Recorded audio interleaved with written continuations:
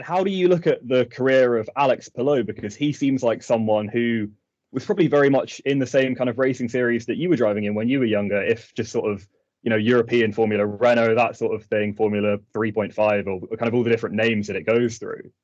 But he made that transition much kind of earlier in fully committing not to the FIA junior structure in Europe and Formula One, but to the IndyCar structure and looking to get to one of the top teams there. He's obviously had massive success with that. Do you think that's kind of laid a path for current Formula 2, Formula 3 drivers to follow in those footsteps?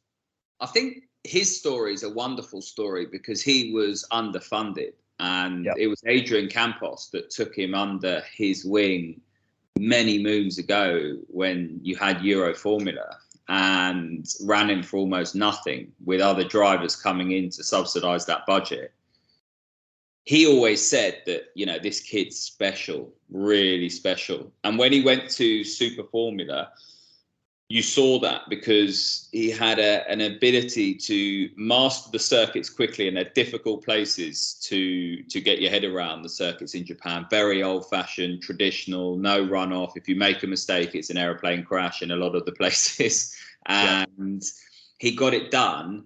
Team Go, Honda, everybody spotted his opportunity there. That correlated to a conversation and a phone call with HPD in America. He got the opportunity to test. He was really quick straight away, and he's never looked back. And as soon as he got that opportunity at Chip Ganassi, it wasn't a case of, right, I'm going to come in and learn and, tiptoe around and I've got great teammates around. He was bullish. He's always been bullish about what he's capable of doing. And I don't mean that in a brash, confident. He's not that type of individual. He's very quietly spoken. He's very humble, but he goes about his work in a seriously bullish way.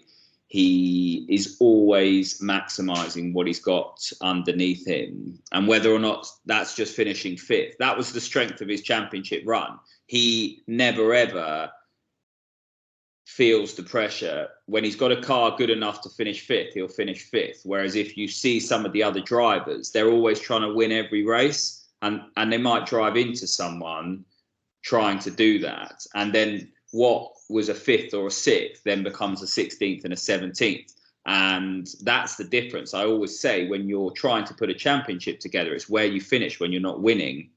And that's what Palou does really, really well. And if you look at what he did at St. Petersburg, where didn't really have the opportunity to be as close to the front as he would have liked, but he came through and maximised his package and didn't make any mistakes and was bulletproof all the way through the race. It's a real champion's drive, and that's not a cliche. And then again at Texas, he wasn't as comfortable as Ericsson and Dixon throughout the weekend. You could see that, but he didn't throw it away, didn't fence it. He didn't finish 16th and 17th. He came through to what was a top 10 finish. And, those aren't big points, but they're points nevertheless. And when you're not winning, you've got to be able to convert. And he knows that he will come to circuits where he is capable of winning, and then he's got to pocket those points. And as long as he does that, he's going to be in a really strong position. I can't see him